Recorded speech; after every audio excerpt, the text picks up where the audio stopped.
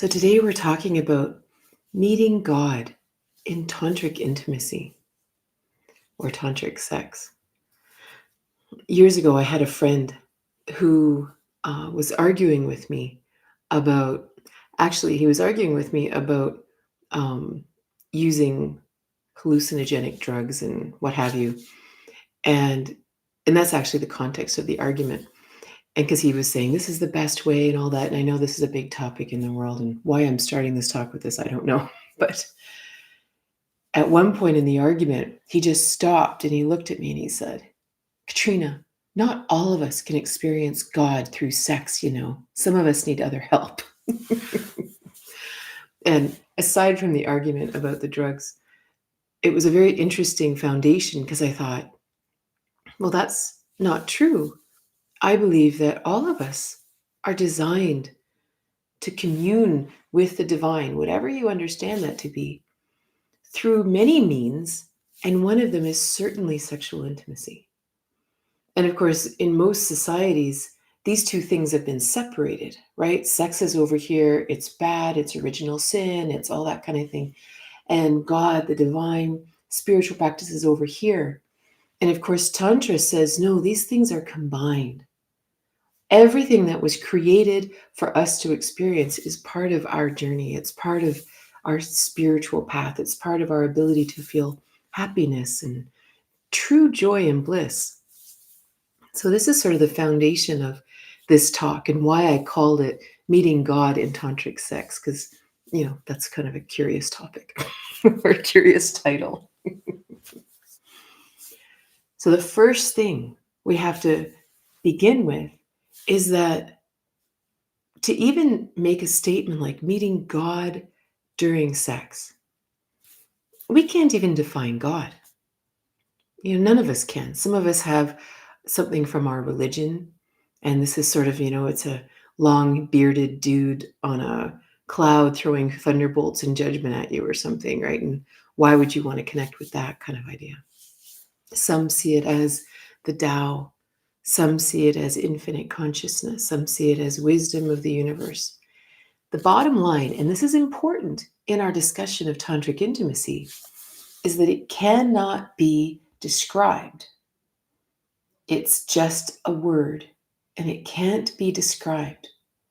So even the idea of saying, I want to meet God in sex, we are wanting to meet something that cannot be described, only felt.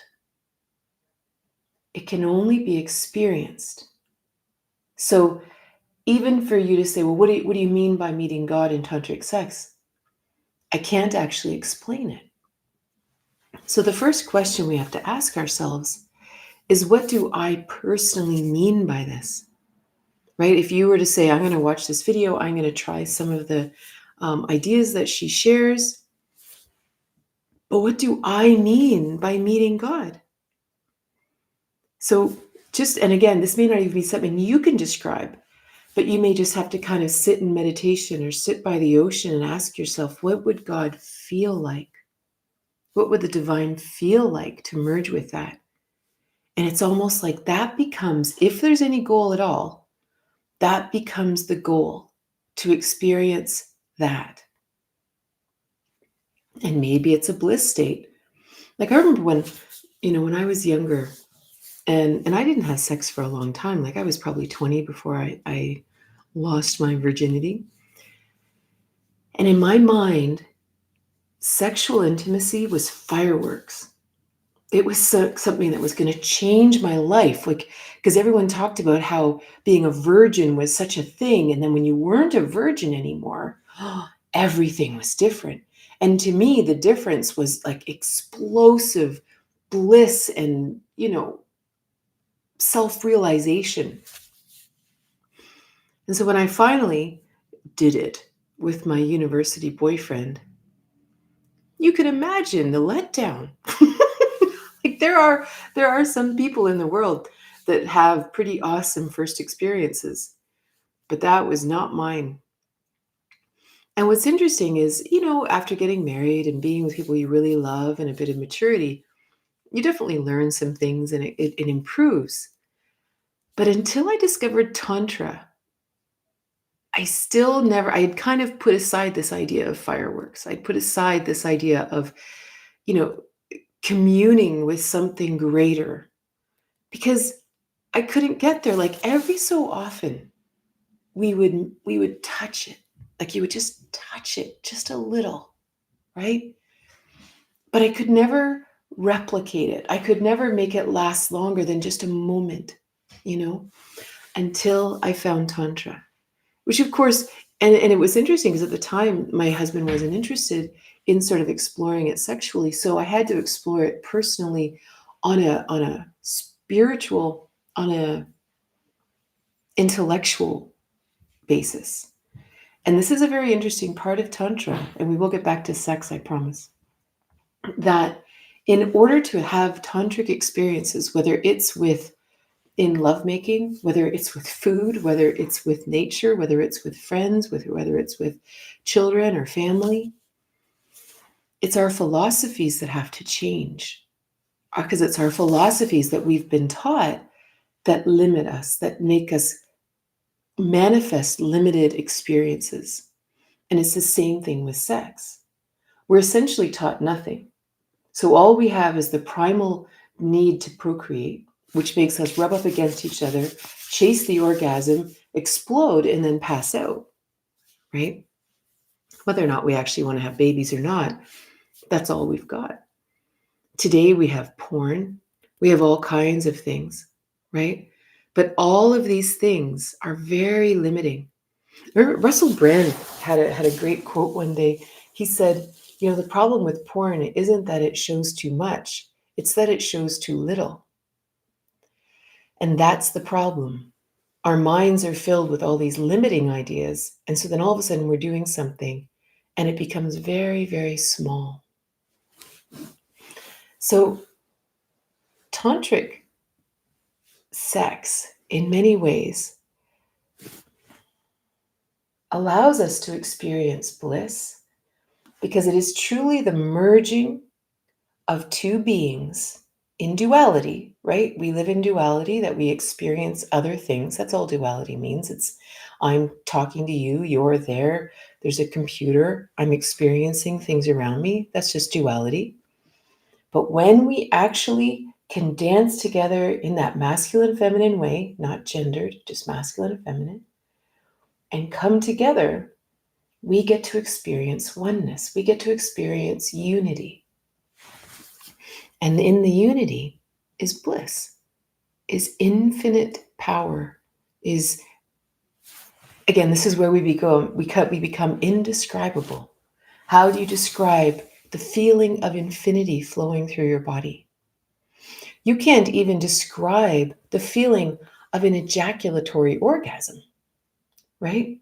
Whether you're female or male, it doesn't matter. But that feeling of an orgasm, we can't even explain that to someone who's never had an orgasm because it's beyond comprehension. Like it's a moment in time where we escape this limited reality and we experience bliss, right?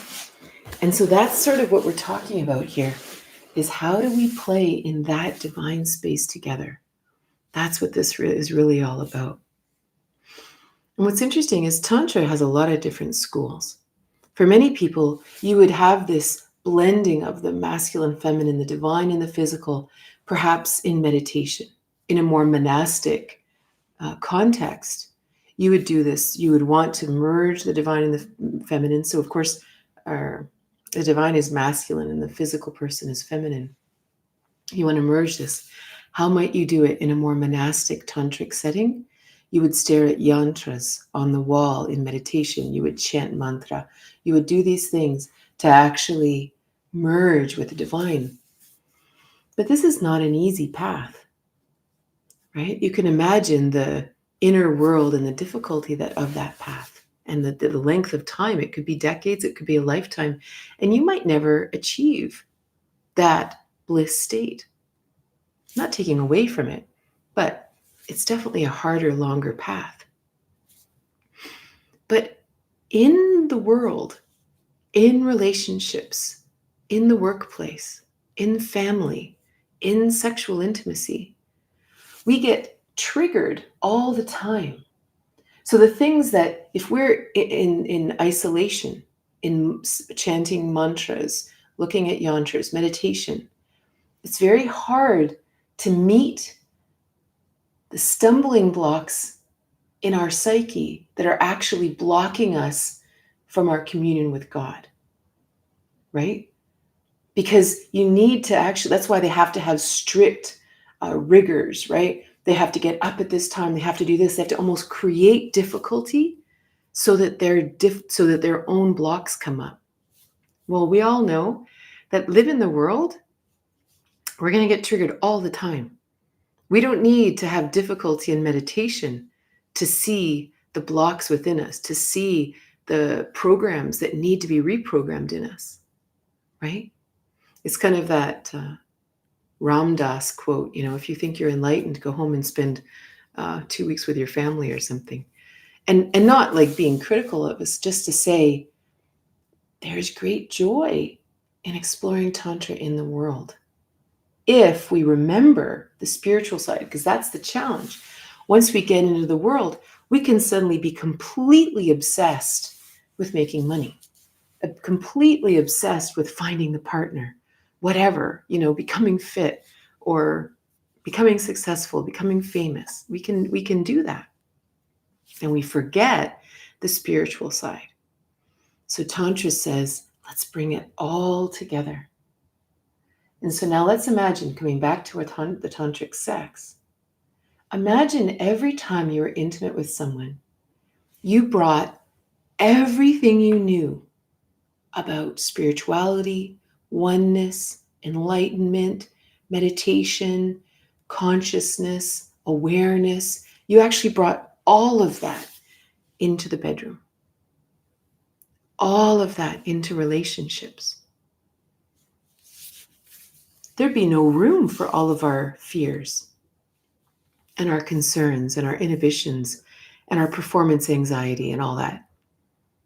Because all of this would take up more space. So that's kind of the first step, is to actually remember what you already know. Because if you're here for the live or you're watching this later, you already know a lot. You've already studied a lot. You've already known many deep truths. The question is, how does it apply to relationships? How does it apply to sexual intimacy? And how do we use that to kind of open the doors, drop our guards, trust the universe, trust God, trust whatever you understand, so that these two beings can completely merge and experience bliss together? That's the question. So the first thing we have to do is, first we have to realize that we are divine, right? We have to really understand that there is great wisdom in our bodies. Let's say we're going to talk a lot about the masculine and feminine, the structure, the chaos, not gendered, just who to be in the masculine, who prefers to be in the feminine. If you prefer, then you need to trust your desires. You need to trust your intuition. You need to trust yourself in a way that says, I am a divine being. I have wisdom within me. I can use that. If you prefer to be in the feminine polarity, then you need to trust that your body carries wisdom, right? And your desires are real and worthy. They're not dirty. They're not original sin. They're not all these things. They're actually a guide. And that what that does, it allows us to give our partner feedback, and it allows us to trust our bodies to flow and move and shift with our body's wisdom. These are huge things, to first recognize that we are divine beings. We're not just sex toys. We're not just some avatar of a great lover or a sex kitten or whatever you want to call it, right? We are actually epic humans, and that's really important.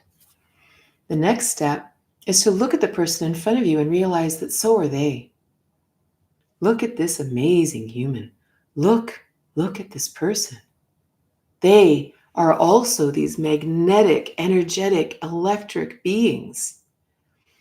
And they want to be intimate with me. And this could be someone we've been with for 40 years, or it could be our first date. And you look at this person in so much gratitude that your heart opens. And you're just like, whatever we do will be wonderful, because I am so honored that we get to do this together. It's a huge deal. Like, think of just, can you feel the energy in that? Can you feel the openness that happens there? And of course, it's possible that fears jump in. Oh, that'll never happen. I can't imagine. Those could happen, and it's okay. Let them sit over in the corner, because we'll talk about them in a minute, But just for a moment, imagine the heart opening, and imagine the power of the heart center. This is no small thing. It's funny, when you study anatomy, you find out that there's this, I think they call it an SA valve, which actually causes the spark of the heart pounding, pumping, right? And they have no idea where this energy comes from. None. No idea. Do we wonder where this energy comes from? So now we open this area, with this perhaps divine pump, direct line to universal energy, animating our bodies, our soul. And we open this to another person. And now we have this beautiful dual pump, wanting to connect, wanting to magnetically join together to experience something completely new and amazing. So, let's say on a really practical level, you're with someone who you've been with for a while, and you really want to have a tantric experience. You want to have this divine experience with this person. So you sit with them and you think about this. You think about, what do I love about this person? You think about times in your life where you've really liked them. You really like this person. And you almost fill your heart with all of these wonderful thoughts about this person. And it's almost like it not only allows your body to relax and remember them, but allows your mind to be engaged with thoughts that are connective, right? Not all the fears and the history and everything else. So we want to sort of load the system with love.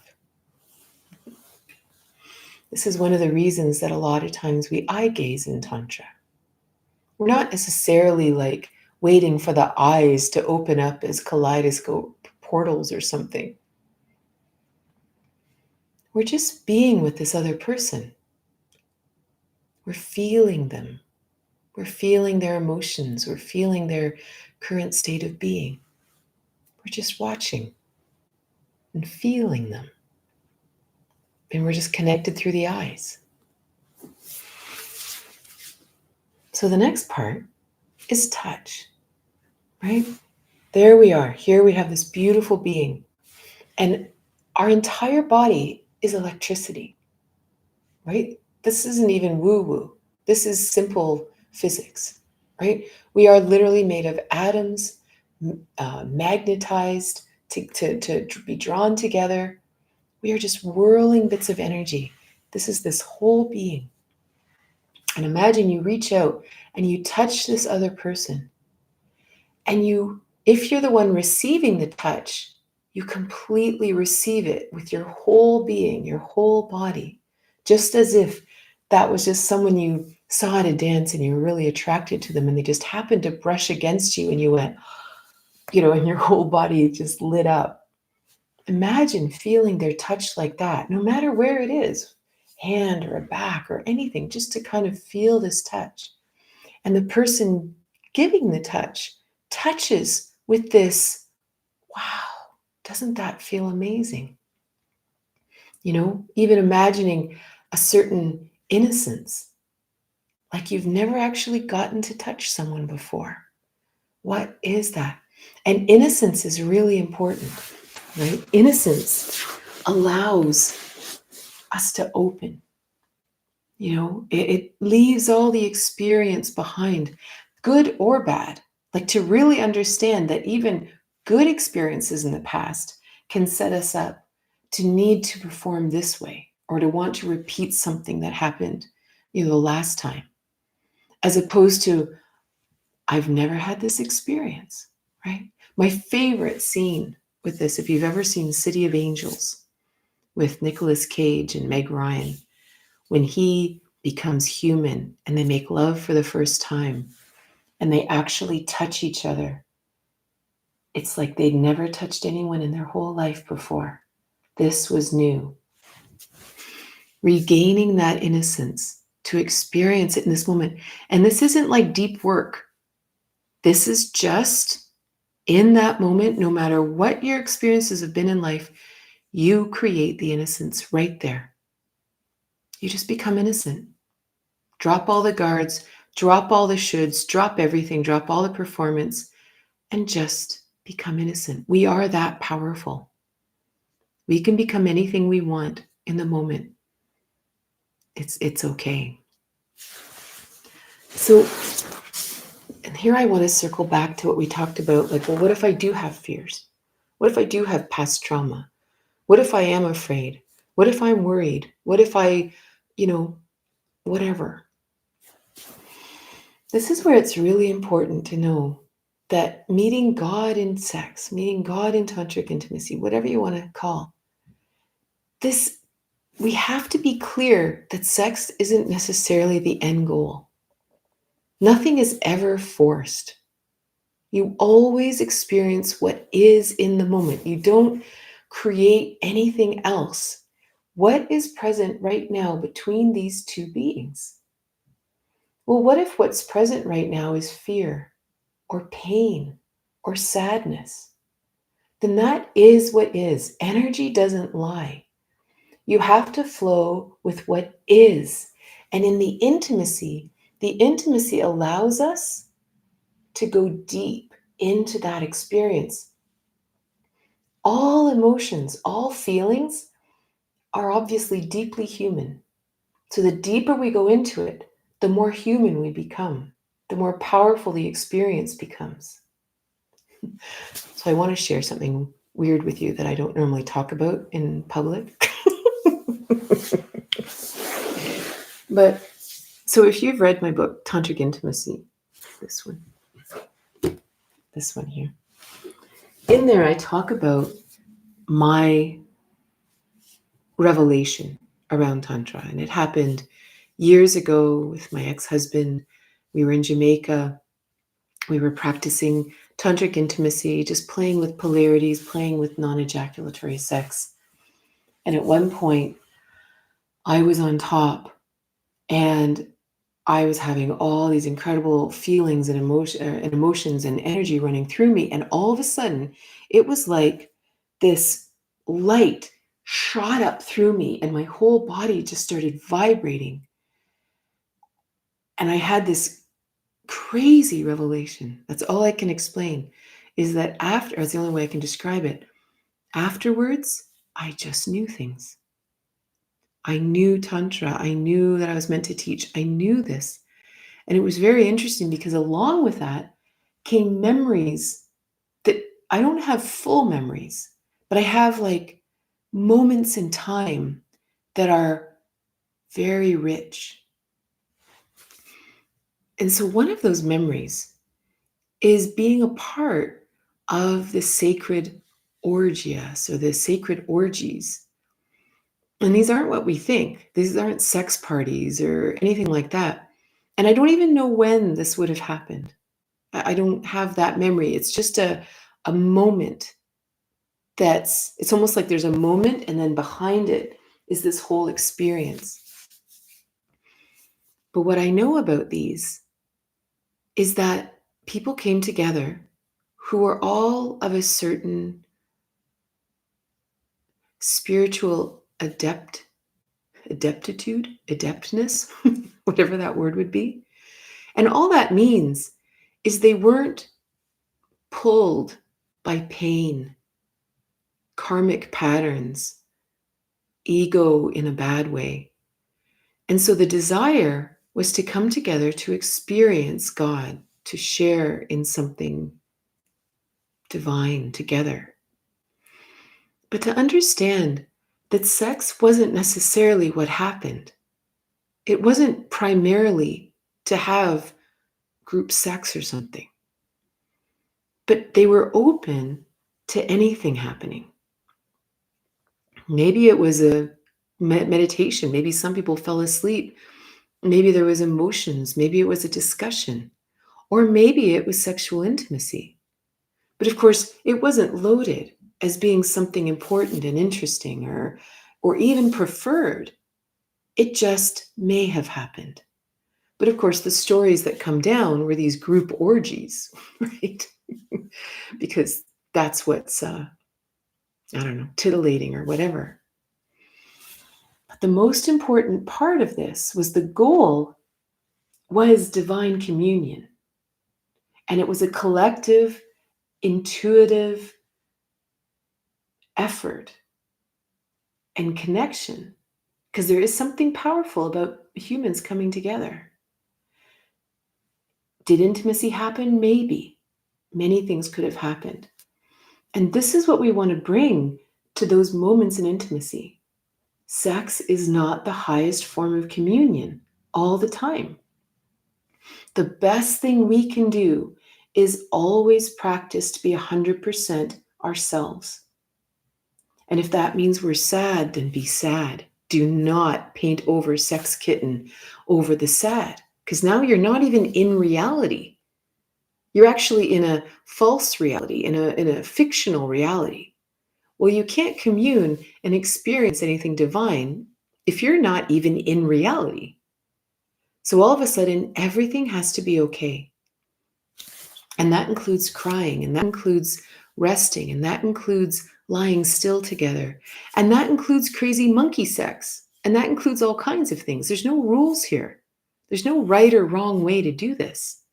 As long as you're actually present and you're not being driven by fears or ideas or things you saw in porn or something, you're not being driven by anything external. You're actually 100% present with this person.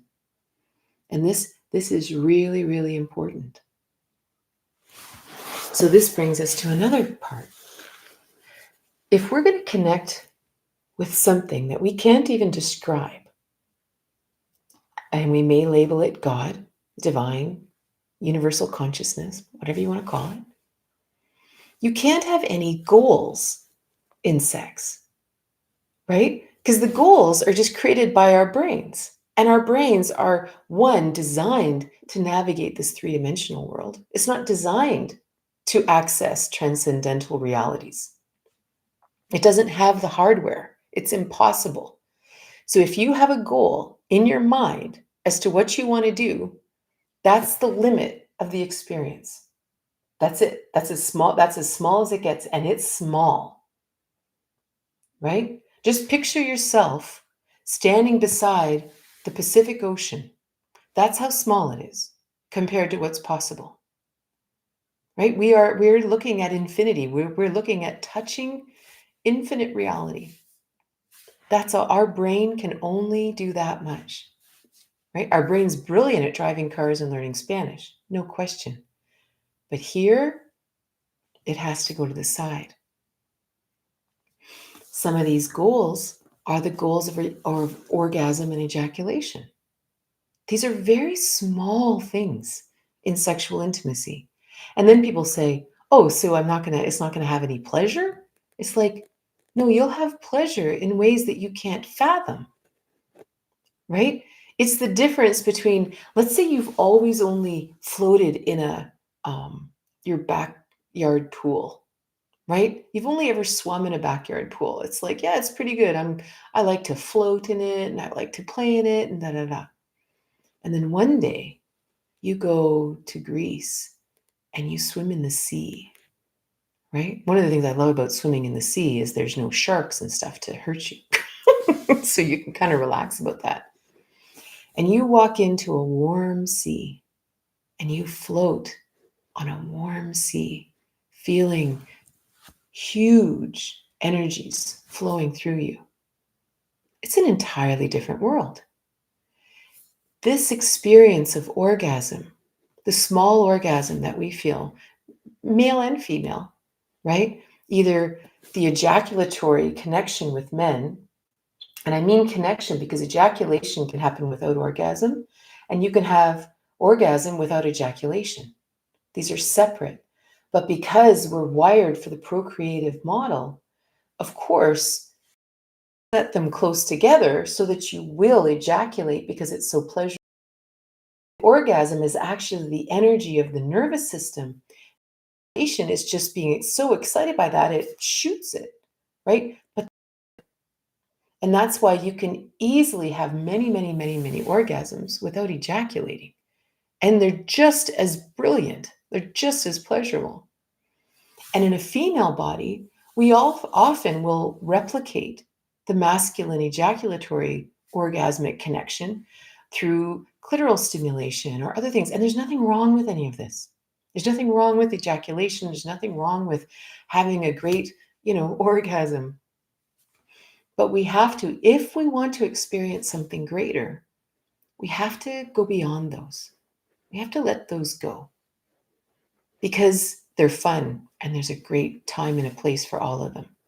But in this case, we just have to know that there's more.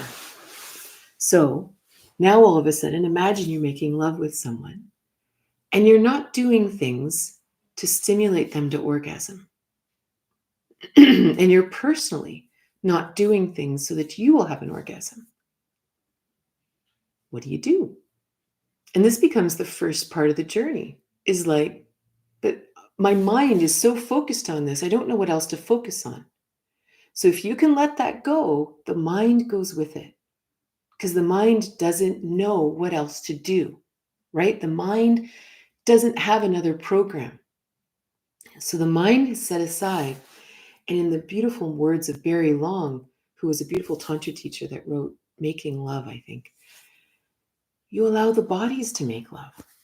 You allow the bodies to touch. You allow yourself to move and share and do all these kind of things. This is where you get to experience something new.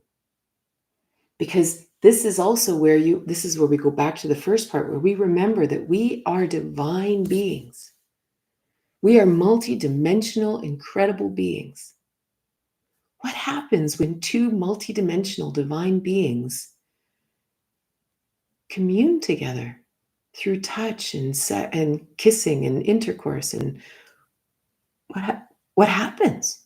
Well, we don't know.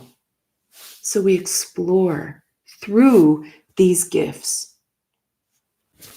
This requires incredible trust, right? Because first of all, if we have no goals, right? It isn't that we don't have desires. We still have desires. We have no goals, but maybe your desire is, God, I just want to touch you all over. Or I want to kiss you so hard. Or I really want to do this position. And it's just a desire. It's not a goal. It's just a desire. It's like, oh, this so excites me. I just want to do that. And to trust that desire, that it's not dirty.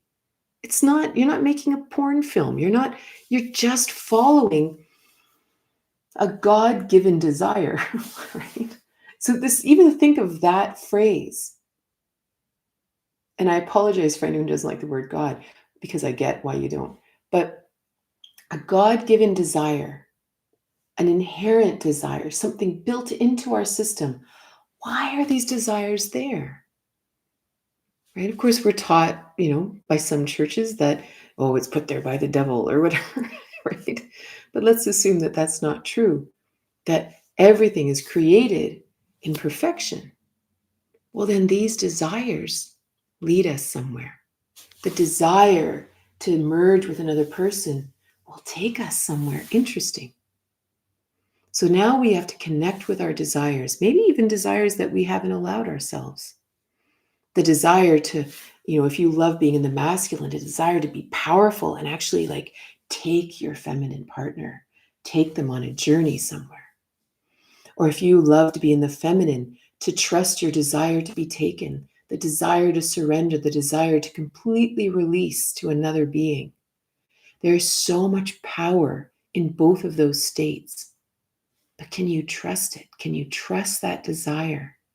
So now we're trusting our body's desire instead of the programs in our brain, right? That's no small journey. That's a really big deal.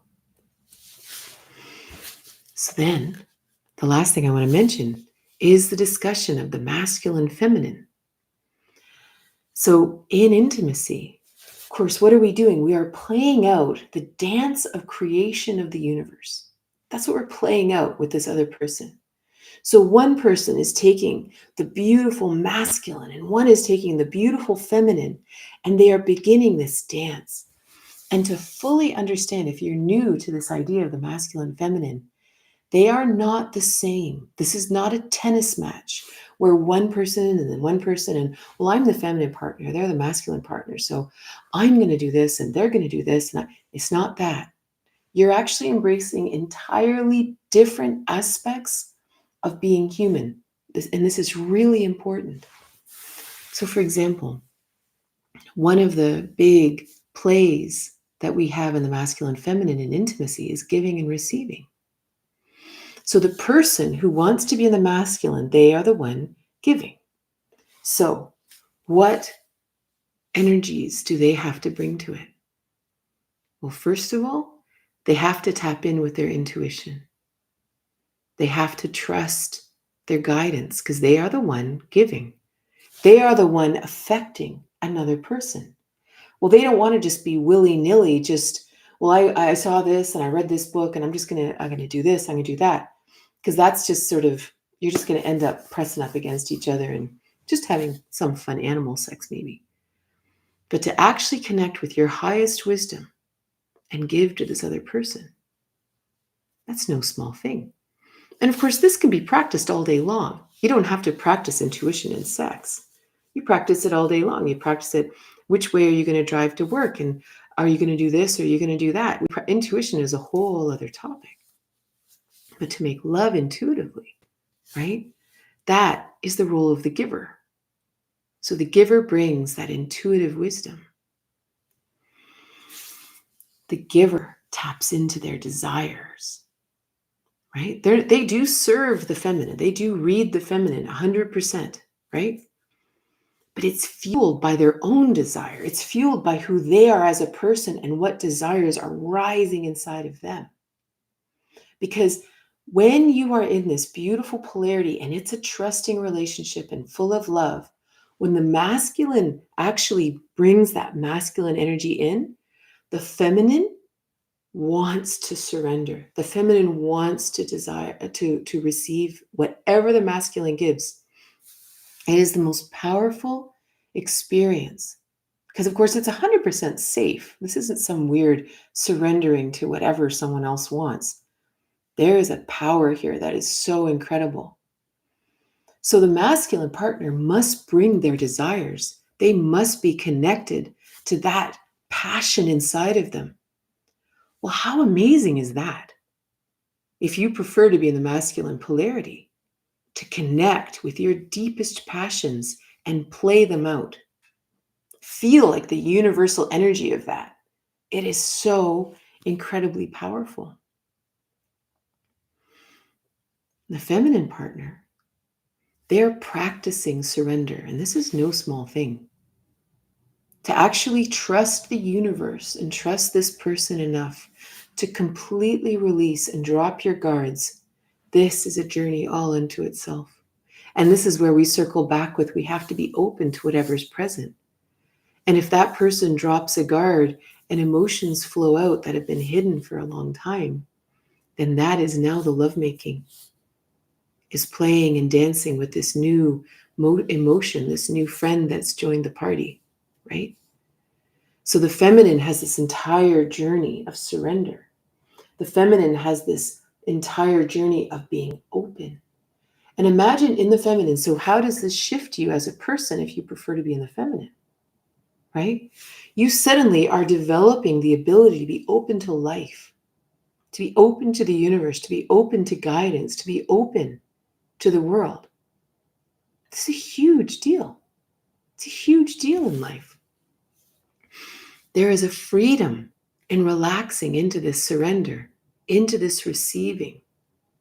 The freedom you feel, like you literally start to float on the waves of the universe, like you just float in space and time. So imagine this experience of the masculine and feminine, giving and receiving. What is dancing here? Passion, desire, intuition, freedom, surrender, openness. All of these energies are flowing within the simple acts of giving and receiving. Right? These are such powerful energies dancing together.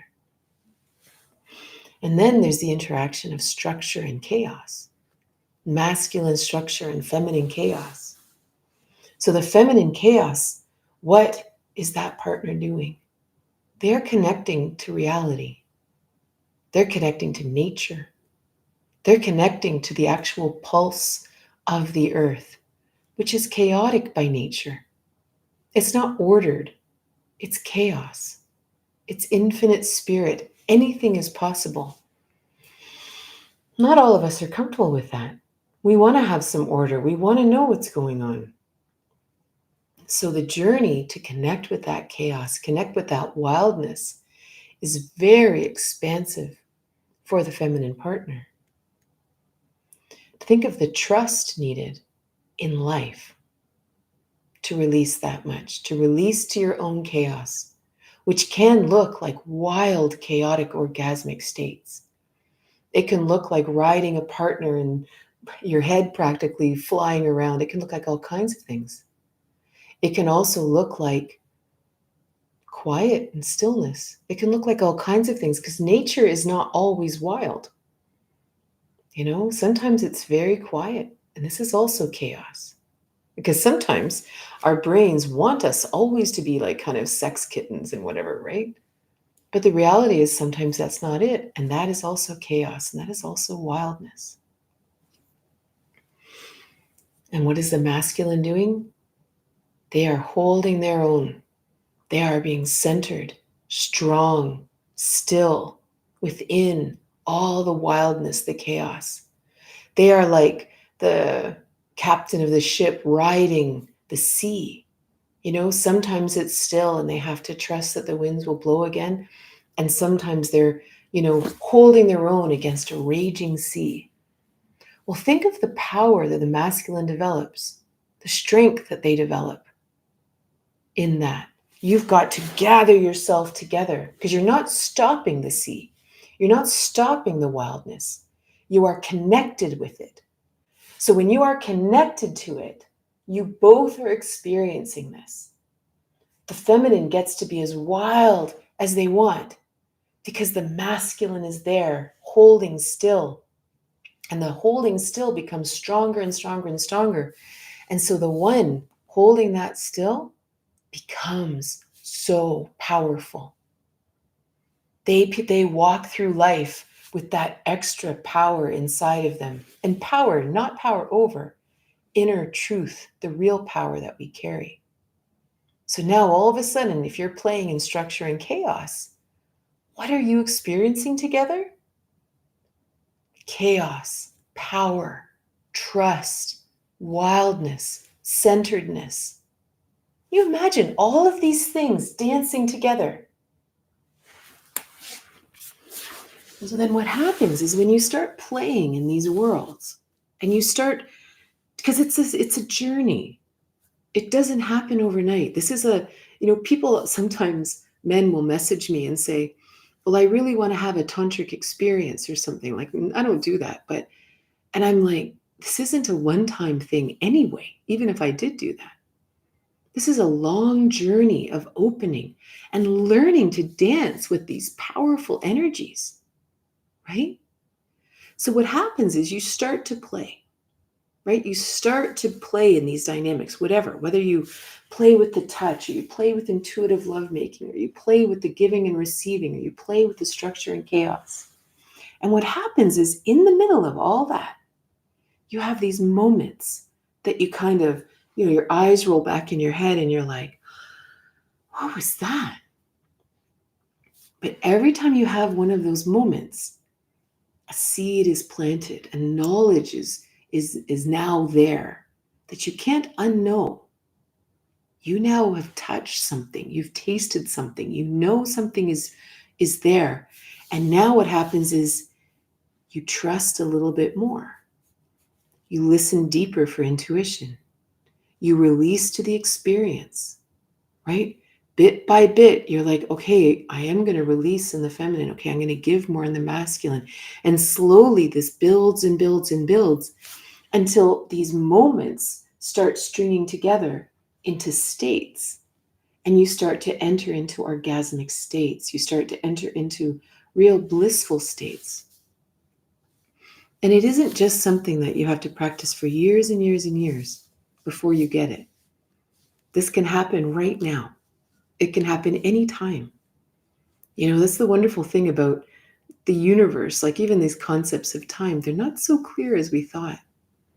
And so the key is just to try, to kind of allow yourself to flow in the unknown, to trust your intuition, to trust your partner, to be honest with yourself, to be honest with your partner. And then we just get little glimpses until the glimpses become much bigger. Well, thank you guys so much for being here. This has been really lovely.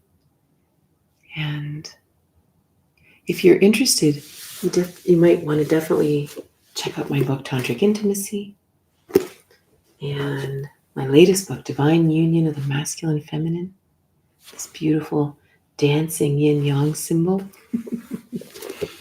And if you want to learn more about upcoming trainings and courses or other books that I've written, definitely check out katrinabos.ca. So thank you so much for being here. And I hope you have a wonderful day.